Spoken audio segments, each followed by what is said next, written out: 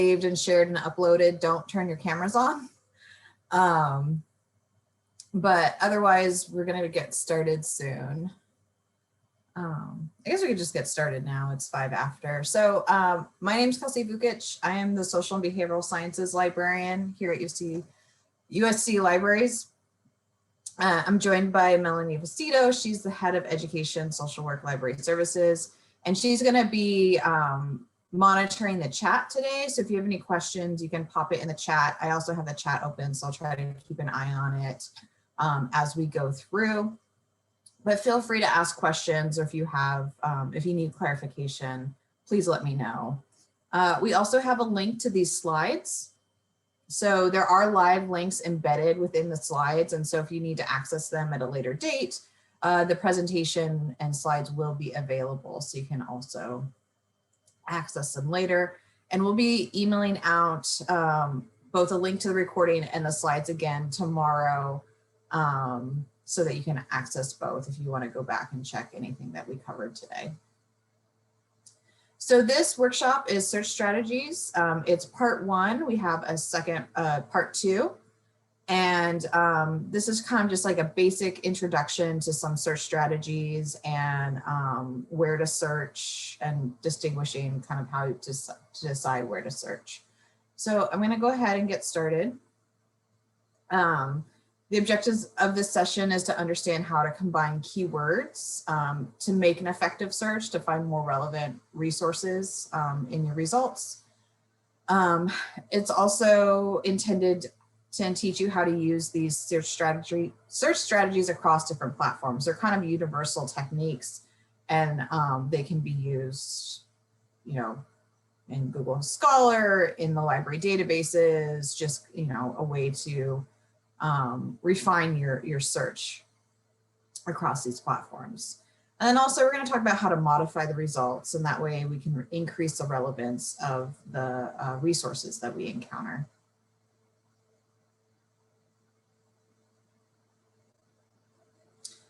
So one of the things we first talk about, or like you might get a research assignment, either a topic's assigned to you or you have to come up with a topic or research question. So once you kind of identify or develop your question, you want to then come up with some keywords to use when you do your search. So unlike things like with Google, you can ask Google a question and you usually get relevant results. But the library databases don't really work that way.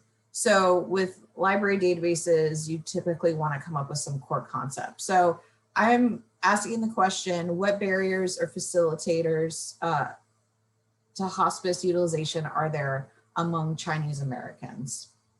I've identified 3 core concepts. So hospice, utilization, and Chinese Americans.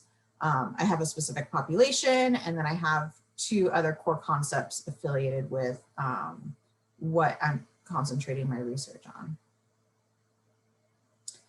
Once you've identified your core concepts, it's really a good technique or important to come up with some synonyms or related terms, because you'll see when you conduct your searches, the literature may use different terminology. And so you really want to try to cast a wide net in order to find what it is that you're looking for. So if I wanted to expand on hospice, I could do hospice care. I didn't also put it, but like palliative care.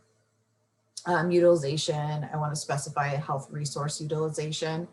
And then with my population of Chinese Americans, I might want to, specifically say Chinese, broaden it to Asian or Asian American, just to make sure that I capture, even if this is a subgroup within Asian Americans, that I can still at least capture literature that addresses this population. Now there's some advanced techniques that you can use when you are conducting your search. One of these techniques is to use search operators. We also call them Boolean operators. The next couple slides I'll be delving into those. But additionally, you can use the truncation method. This isn't necessarily something you would use on every search, but if you ever have a term that might have alternative endings, my example I use is child, you can put an asterisk at the end of the root, and then it will pull in any alternative endings. So again, this is a technique to broaden your search results to increase it. Otherwise, if you don't do truncation, you could still manually search. So I was helping a student recently who was looking at vaccination with COVID. Sorry, it's Friday. And so she's asking, should I search vaccine? Should I search vaccination? And I recommended using the truncation so that, you know, either or of those terms could come in her results, but she could also have manually searched vaccine or vaccination. Another technique that you might use and may use more often than the truncation is to do phrase searching. So phrase searching utilizes quotation marks to prompt a search for an exact phrase. So in my example, I have hospice care. I put hospice care in quotations. And so therefore, anywhere that exact phrase appears within the literature, it will render in my results. Same thing with independent living. If I search without the quotation marks, anywhere independent or living or hospice and care appear in the literature, those results will populate. And again, with using the phrase searching, I want to make my results as relevant as possible. So there may be, you know, living the independent dream. That might not be exactly my concept, but both living and independent are present in the title or somewhere in the abstract. And so that will get populated in my results. But again, it's not my focus of independent living. So just keep that in mind. I've also provided a link. Google maintains a different search operators and techniques than what I'm covering today.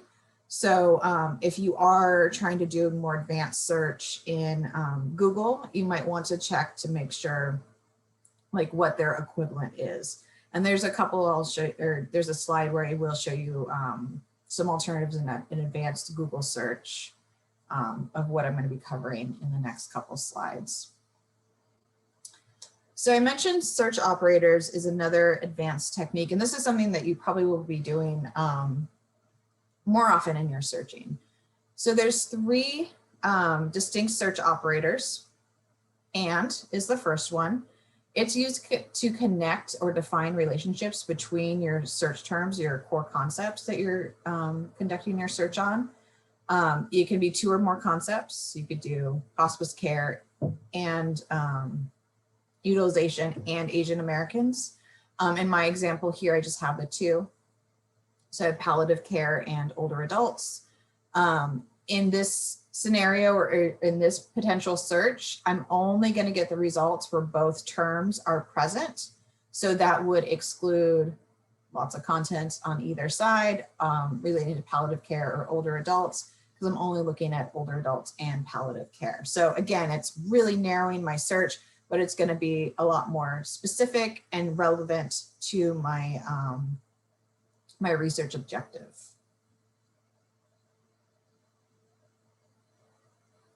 Second operator is or. It connects two or more similar concepts. So this is where, like, when you come up with your synonyms or related terms, Kelsey, how you can connect them. So this is an approach to broaden your search, so it should increase your results. So again, I was thinking palliative care or hospice care. I will take literature on either or. And in some cases, both terms may be present in the literature, but otherwise, like, I should have a larger body of research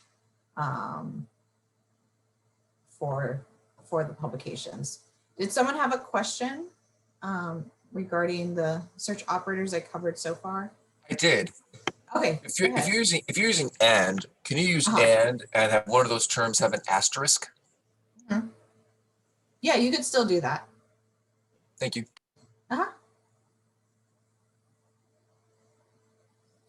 So I'm going to talk about the last search operator, which is not.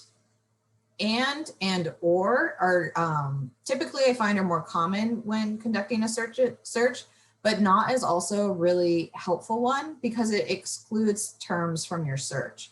So if there's something related to your topic, but it's not the main focus of your research, you can essentially tell the database to exclude that concept from the results.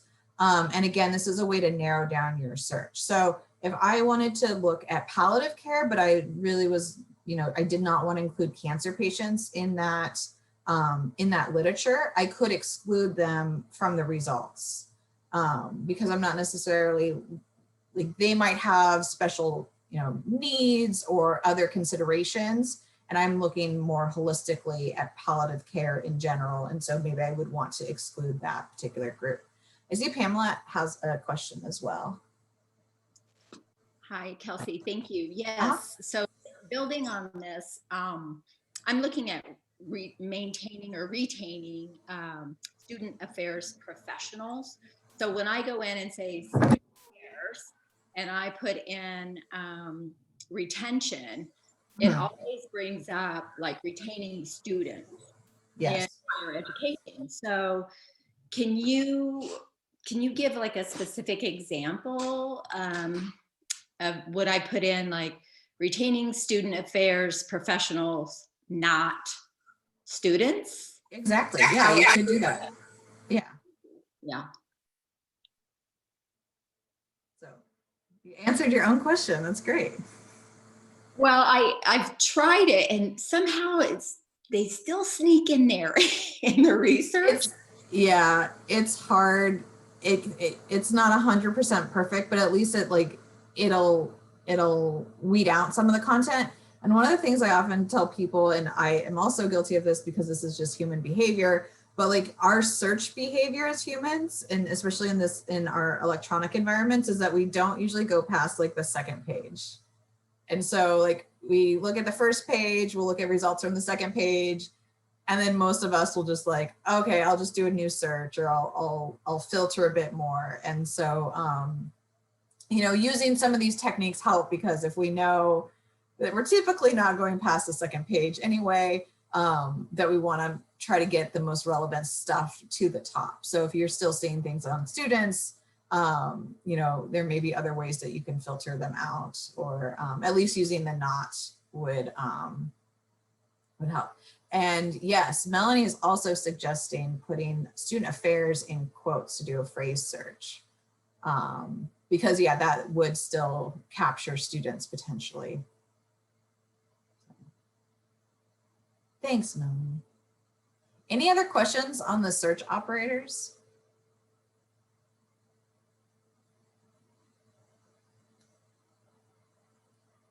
Okay, I see none, I hear none, I will move on.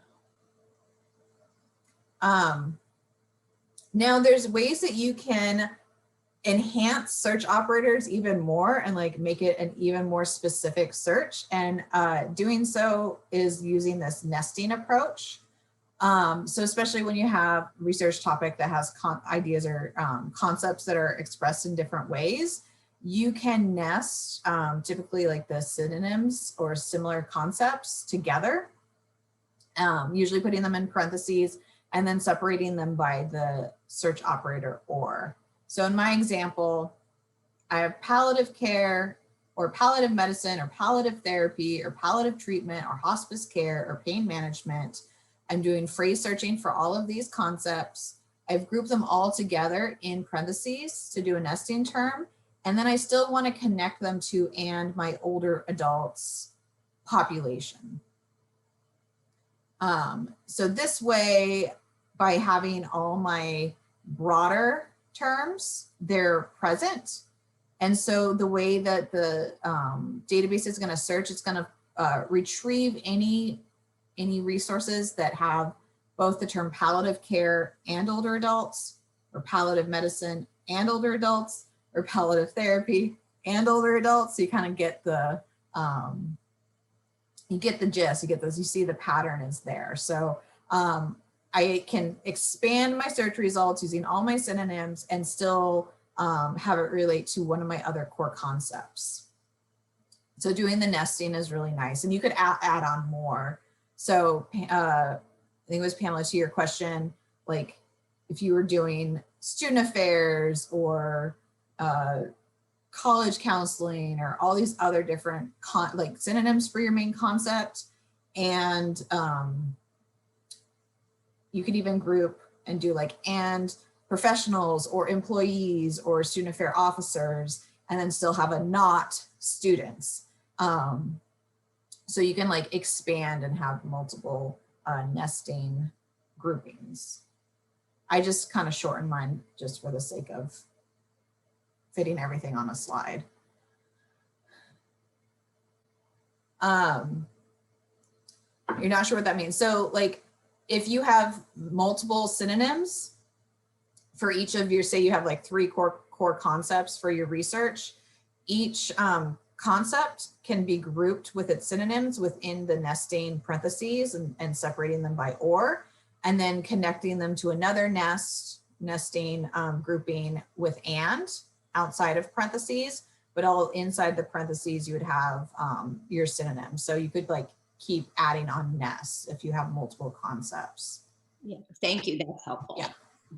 I was just about to put it in the chat, but I was like, but okay, I'm glad I was able to explain that. One thing you have to be mindful though when you do your nesting is to make sure that you're putting your parentheses in and putting them in their appropriate location. So in my example here, I have older adults and palliative care or hospice care. If I omit the parentheses, it actually will impact my search. So essentially it's searching without parentheses, it's going to search for anything on older adults and palliative care, or just anything on hospice. It's not going to make that connection to the older adult concept. So making sure that when you nest and that you're grouping these things together, that you are using the parentheses appropriately.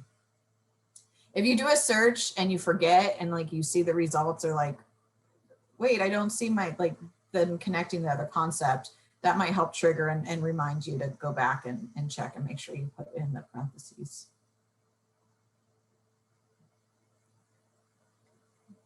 So I've been talking about search strategies, and now we're going to talk a little bit about how to decide where you want to locate or access some of these resources. So first, I'm going to talk about multidisciplinary databases. These usually are platforms that cover materials across the spectrum on pretty much any discipline you can think of. 2 examples are the USC Libraries website search that has access to everything in our collection. So everything in our print collection, everything in our electronic collection, all of these things can be accessed through our web search, at least like finding a record of it. If it's a physical material, you know, you're not going to access it through the website, but at least you'll like identify we have it, where it's located. And right now with COVID, you can request it to be shipped to your home. The other multidisciplinary database that is very popular and often used is Google Scholar. Google Scholar, again, is going to have content across disciplines, but still largely electronic resources. So here's a view of the library's search box. It is just located, you know, smack dab front and center on our homepage. If you ever veer off from the homepage, you end up on a different page. This magnifying glass, if you click on it, then the box will appear in whatever page you're on, so you can conduct a search. You can use it to access journal articles, books, ebooks, dissertations, newspapers, all sorts of good things. And it allows you to search either by topic, kind of like how I was talking about developing those keywords, or if you're looking for something specific, you can look for a specific title. If you're looking for a specific author, you can search by author's name as well. So you can approach the research in multiple ways. So that's available.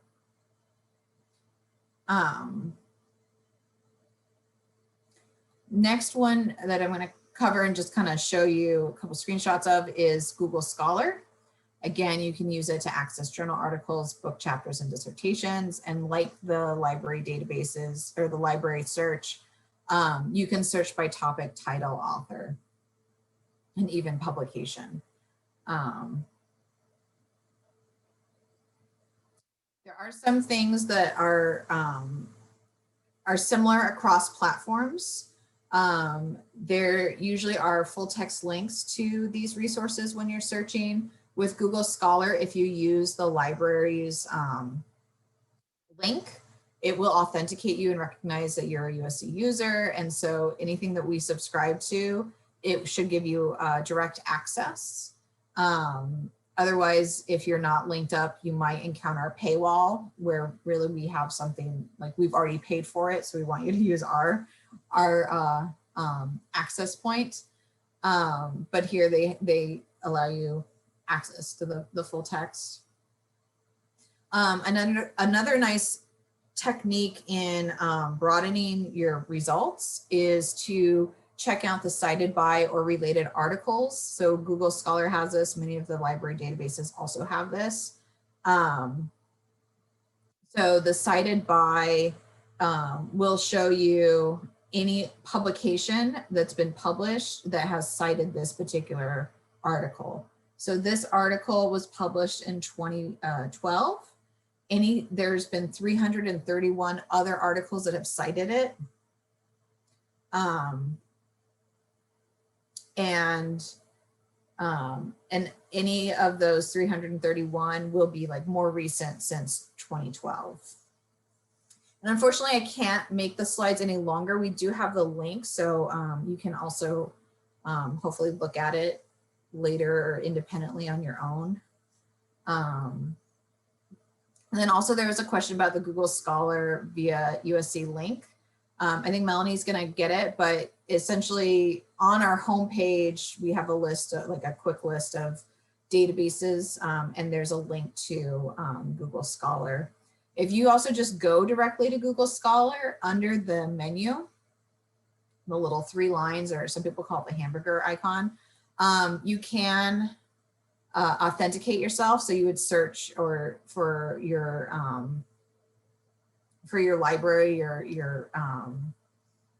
you would search for USC, and then it would prompt you to put in your credentials so that you can access all of the USC content when you conduct a search. One thing you can also do is refine by date with most of these platforms. That's another way to filter the content and reduce it.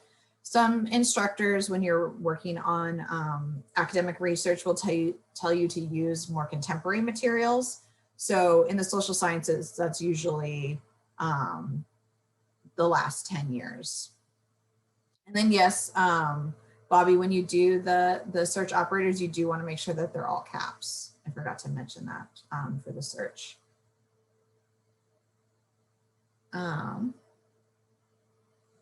Oh, and here I actually have I forgot that I included the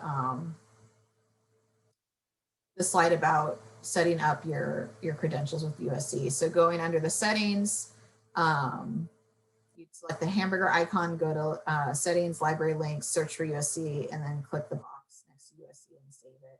And then it should prompt you to log in.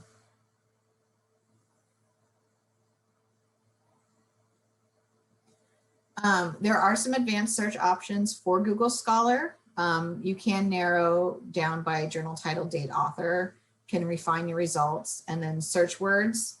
You can use exact phrase or without certain words. So going to the menu, you can go to advanced search.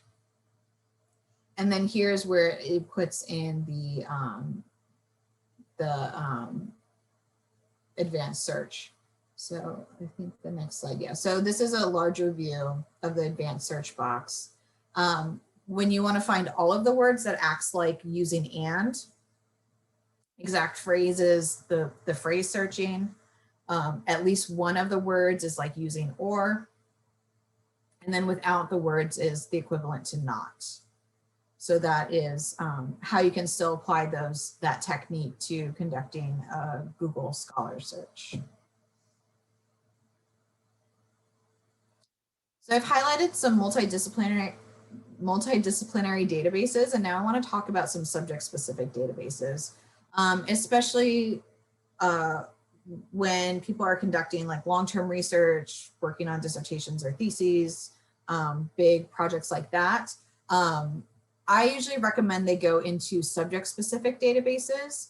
Again, going back to human behavior and searching, you could do a broad search. I could do like a palliative care and older adult search in the USC Libraries search, or even on Google Scholar, and I'll probably get at least 10,000 hits. So, you know, that's overwhelming. I'm only even going to look at a fraction of the results. So sometimes it's better to go into these subject-specific databases. Usually there'll be less results, but it'll be easier for me to like get through all of them and actually see or retain any of them. So with these subject-specific databases, the materials are usually focused. They might still be on a broad topic or several related, but it's not gonna, you know, go across the spectrum of every possible discipline that's out there. I really, if I'm doing research, because I cover gerontology and so physicists usually when I'm conducting a search, and granted, if I'm using the right keywords, I probably won't encounter that. I do just want to give a heads up that I just got a message, my internet is unstable, so hopefully I'm able to stay in.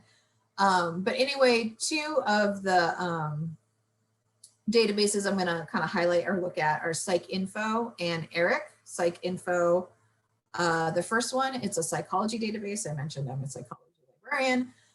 This allows you to search for journal articles, abstracts, research reports, and dissertations.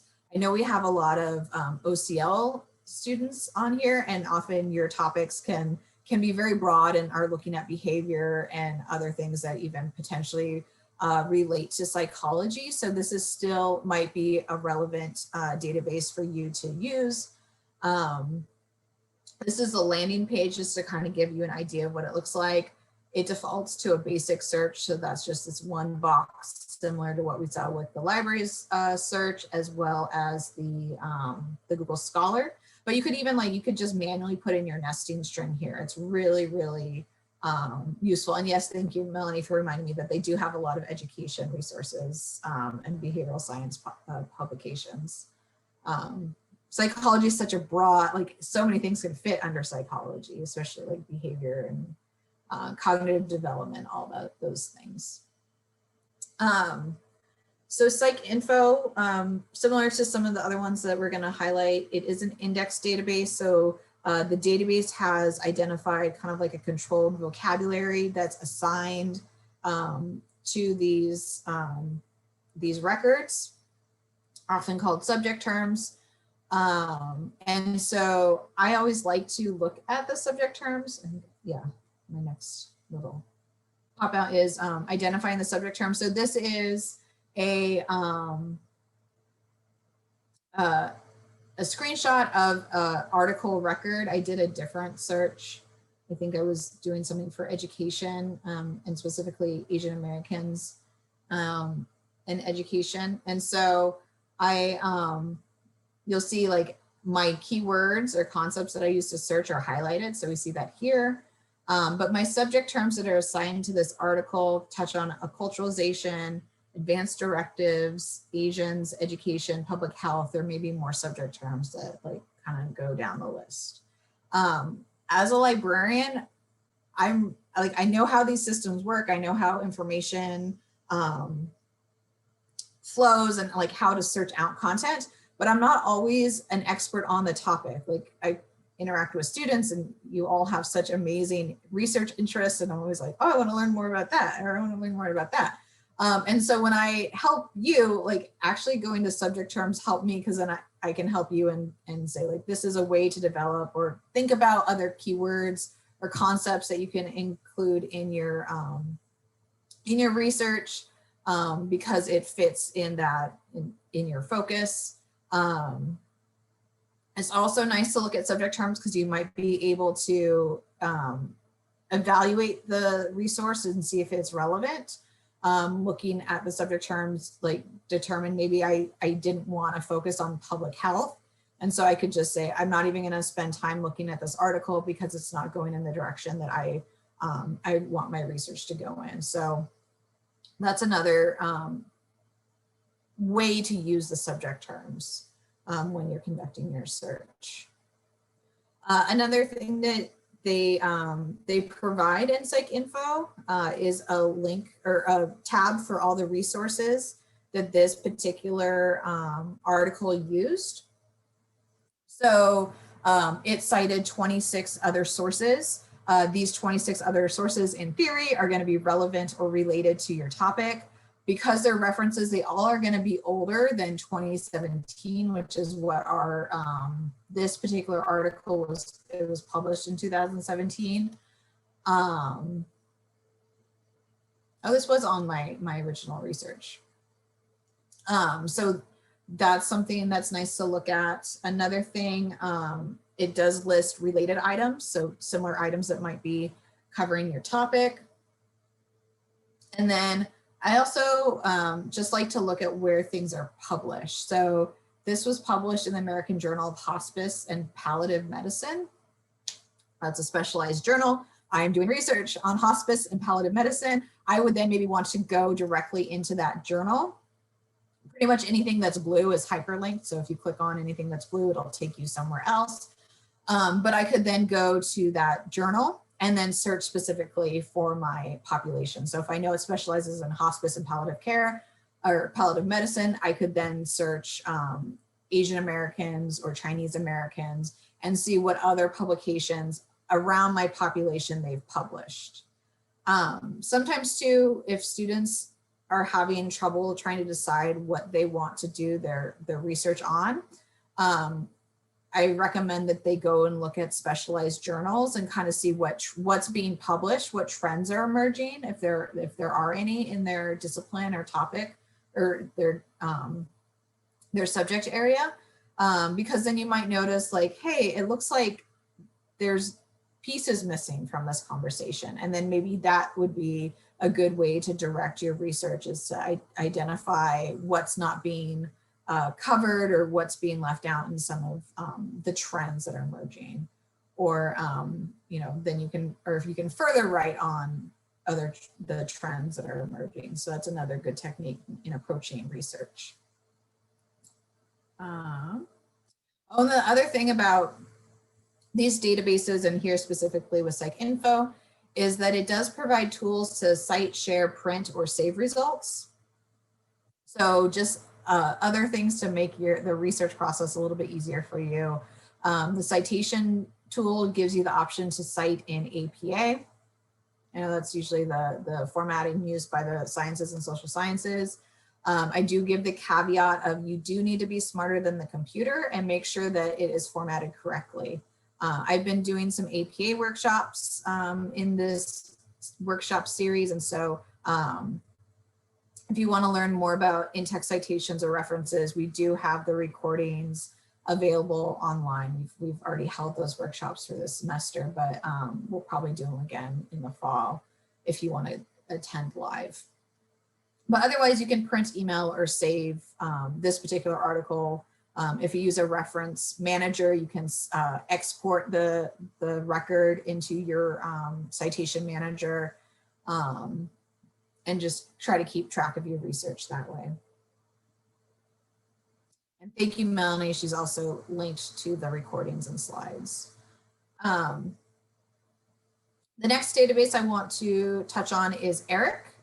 ERIC is available through the platform EBSCO. With Psycinfo, we saw it was hosted through ProQuest.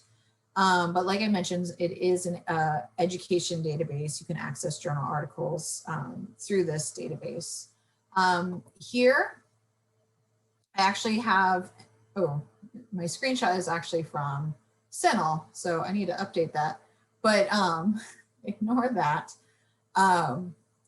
You can still see that it defaults to multiple search boxes. This is an advanced search. And this is will be similar for ERIC. And so you can put in your search results, and then you can exclude content. You're able to refine your results. You can see the results in the center there.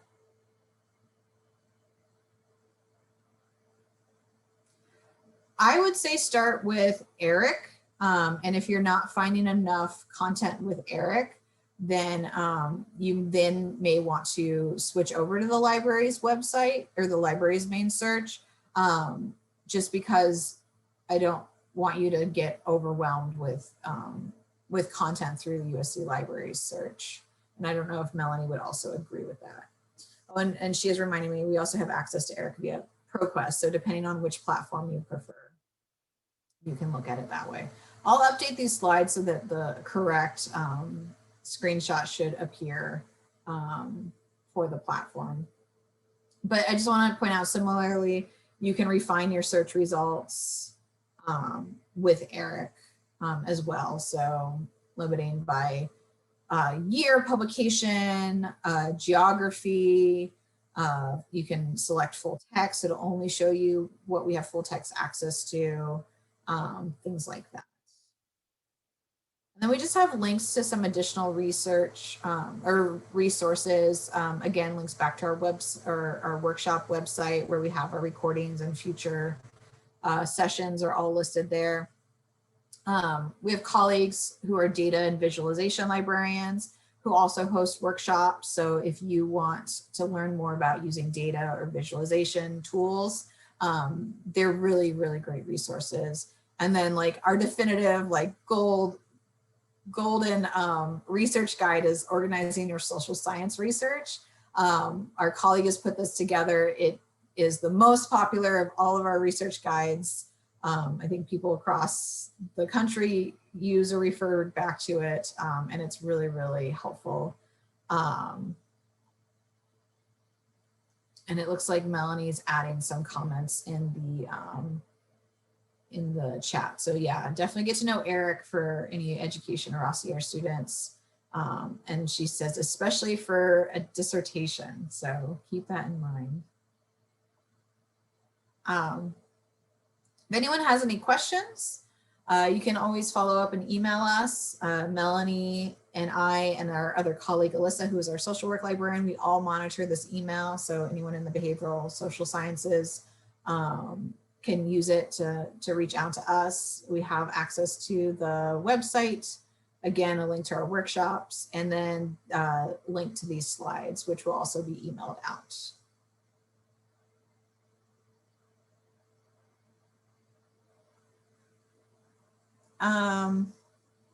The if-then logic search.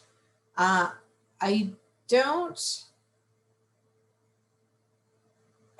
you explain that, Bobby, if you unmute yourself?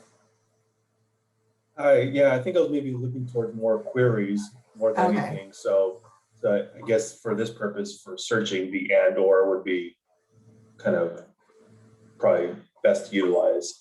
Yeah. Thank you. Uh-huh.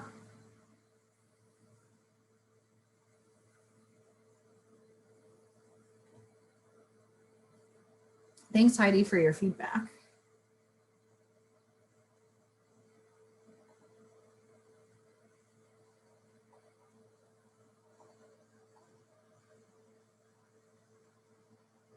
And again, Melanie's she's on top of all of our links today. So thanks, Melanie.